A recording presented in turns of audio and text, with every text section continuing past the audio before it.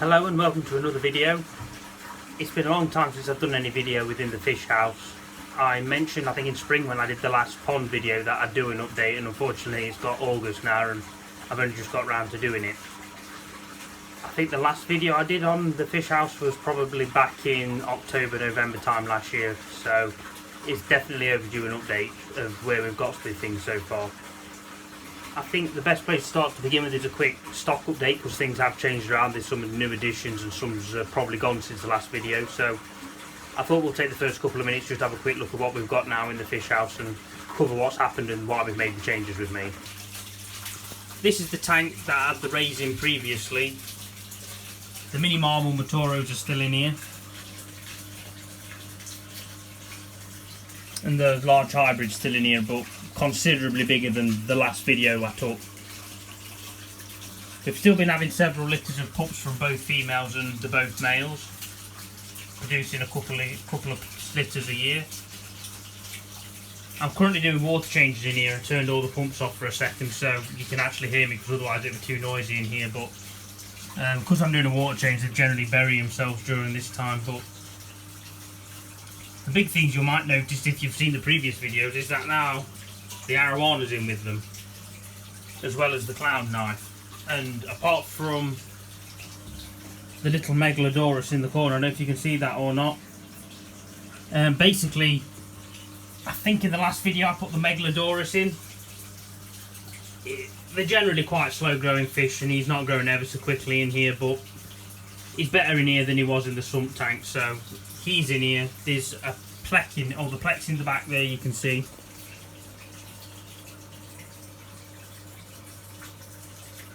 They've been quite happy in here with the rays, not causing any trouble whatsoever. And to be fair, with the combination of them, I haven't cleaned the glass in this particular tank for like 6 months or more now. It stays nice and clean on its own. The big changes on this tank then, and what happened and why we've ended up having the arowana over here and the clown knife. Some of that's partly to do with me changing the ceilings above the tanks, which I'll go into more detail towards the end of the video. You'll also notice that the Severums and the tin foils are no longer in this tank.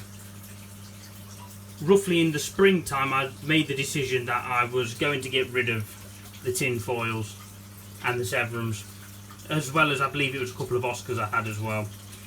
There was all mid-water fish, and they were stealing a lot of the food before it got to the bottom for the rays to eat, which on its own wasn't a problem. I just put more in and the rays was quite happy, but I realised my passion was the rays, and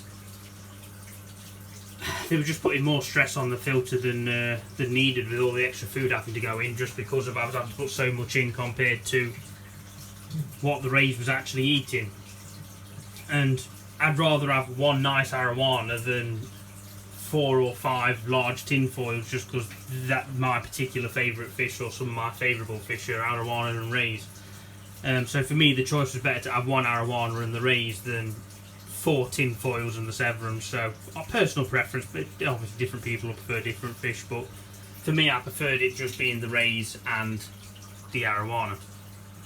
I couldn't part myself with the clown knife because I've had it so long, and it was actually not this particular specimen, but the clown knife was one of the first monstrous size fish I got. So again, that's another one that means quite a lot to me. So that's the current stock in this tank. There's the 2 male mini Matoros, the 2 female mini Matoros, and the large hybrid.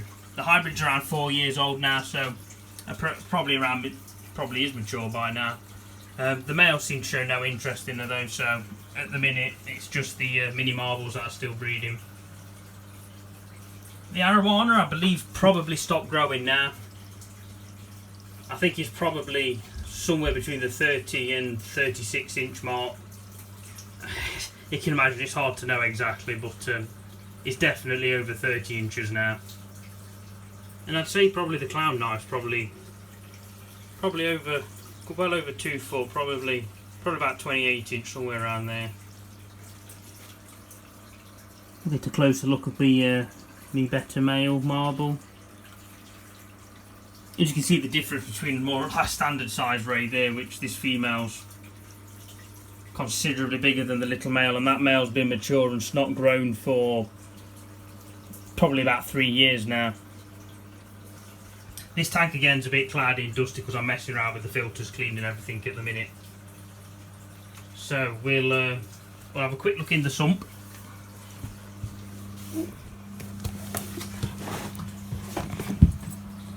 Now it's going to be very hard to see because I haven't got all the lights on, or all the lights. Let me see if I can point that light further to the back. See if that helps or not. Oh, there we go, yeah. Alright, it's very dark in here, and as you can imagine this sump goes back 5 foot, so to see to the back's not easy, but hopefully you can see 4 little pups there. They was born about a month ago. And you got another 3 over there, I believe. No, sorry, 4. So yeah, 8 in total. Again, it's almost impossible for you to see it particularly well through 5 feet of water on my phone. It's not a brilliant phone, but you get the idea. There's 4 pups living here at the minute and 1 Geophagus. They're quite happy and it works well as a grow out for them. Right, over to the second tank where the arowana used to live. We've now got the BDs in here. They was in the bottom sump down there, that in the last video I did on the fish house. They've grown considerably since that first video. They're probably nearly a foot in diameter, the females now. The males are probably around the 7-inch mark. The Tiger Dat's still in here as well. Obviously he's, again with all the filters being done, he's washed out a bit at the minute, but colours up a lot better than that normally. I don't know if you can see in this bottom corner, but this is the only ray I've bred that I've actually kept out of the 30 or so pups I've produced over the last I think it's 3 years now. He won't come out so you can't see him. This is the only one I've kept. He was one of the better ones from the last lot of I think from the beginning of the year, around January, February time. Again, the camera's doing no justice whatsoever, but you get the idea. It's the only one I've managed to keep. He's a small male, so it'll be interesting to see how large he gets compared to his fathers, and he's part of like the next generation breeding projects after, obviously, when he gets another couple of years older. There is in the other sump, I'll show you later on, another unrelated female I've purchased, which should hopefully produce. They won't be pure minis anymore, the pups, because the one I've purchased is actually a Venezuelan, but it should certainly produce some interesting spotting, and all being well they may stay a bit smaller. But yeah, there's 4 BDs in here, all with brilliant belly spotting, from originally bred in Austria, but these was all bred in Sheffield by Richard. But yeah, so the original grandparents of these, I believe, all came from Austria. I bet none of them's going to swim up the glass for us though at the minute to show you the belly spotting. This tank hasn't got any sand in the bottom of it. These don't seem to be too bothered about having any sand in the bottom, and if anything they seem to colour up a little better with it, so for the time being I'm leaving them as they are. Again, cleaning's obviously easy without any substrate, so I think if I move any of the fish around, or for instance the hybrid, when these get bigger, will probably join the BD. So once I move the hybrid over, which is obviously grown up with substrate, I'll probably add some then just to keep it comfortable in case it needs to bury itself or anything. But the only other fish in here apart from rays is the dat in this tank.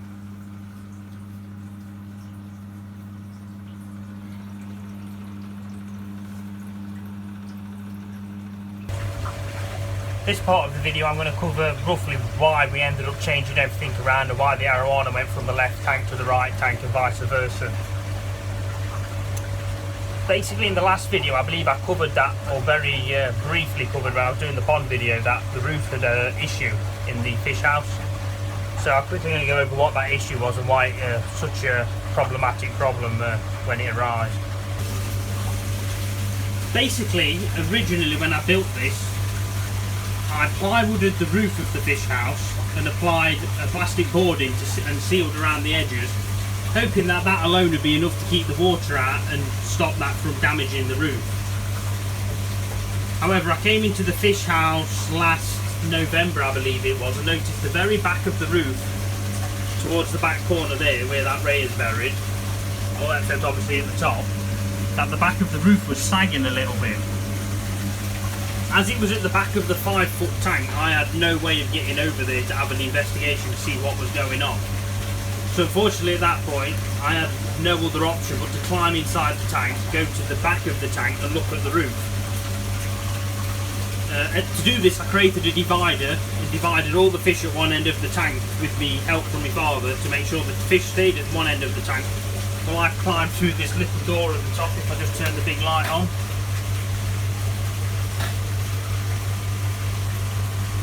There we go. I climbed through this door here into the back of the tank, and unfortunately when I got in the tank I realised that my suspicions was correct, and that the moisture from the tanks had gotten into the past the plastic into the plywood and had completely rotten the plywood and got where the cavity was, where the insulation's kept. At that point I quickly realised there was no other option, but we were going to have to rip all the roof down and start again. So to do this I ended up catching all of the fish in this tank, which at the time was the tin foils, the zebra and the Oscars and the rays, and they all went in the other tank at the other end for the time being. I drained this tank down, completely emptied it, and while I was doing that removed the white substrate. If you remember, I had the white sand previously. And at that point proceeded to rip down the plastic roof and the plywood that was behind it. We then resealed the roof with polycarbonate. The kind of stuff you get on lean-tos in your garden, or maybe even shed roofs, except it's the clear version. Not only does it have obviously pretty decent thermal properties with it being double layered, but it also is far more sturdy than the previous plastic I used, and obviously there's no plywood inside now. Now, having said that, it's also been sealed a hell of a lot better than the previous attempt, so I'm considerably happier with the end result.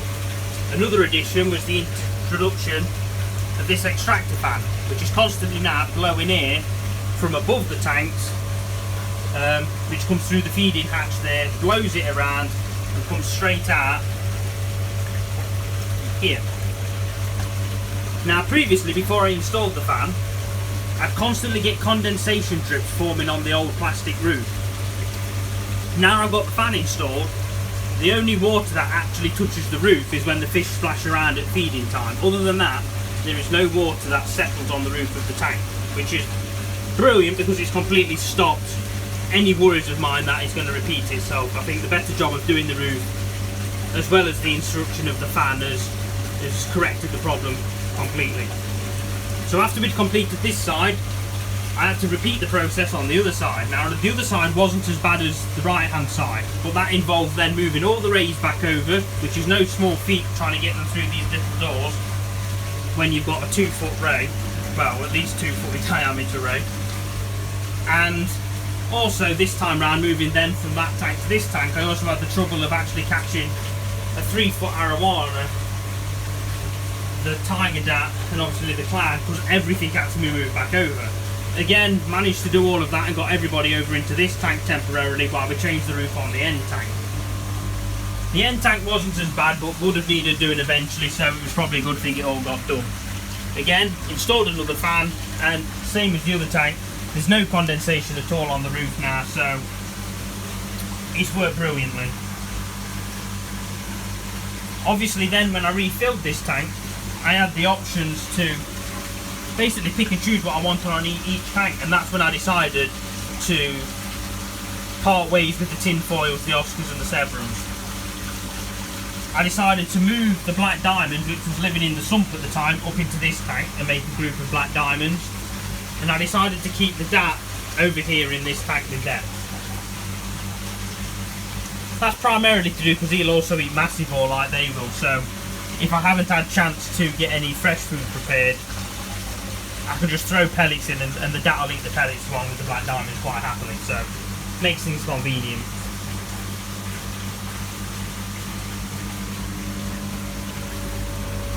Then in this tank I decided to keep the Arowana and the Clown Knife together,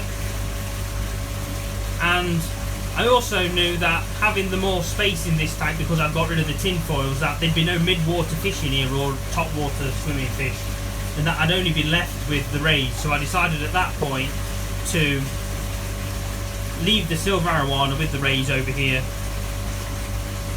which again has made a really nice combination. They're no trouble with each other, and unlike many, I don't separate my marbles when they give birth.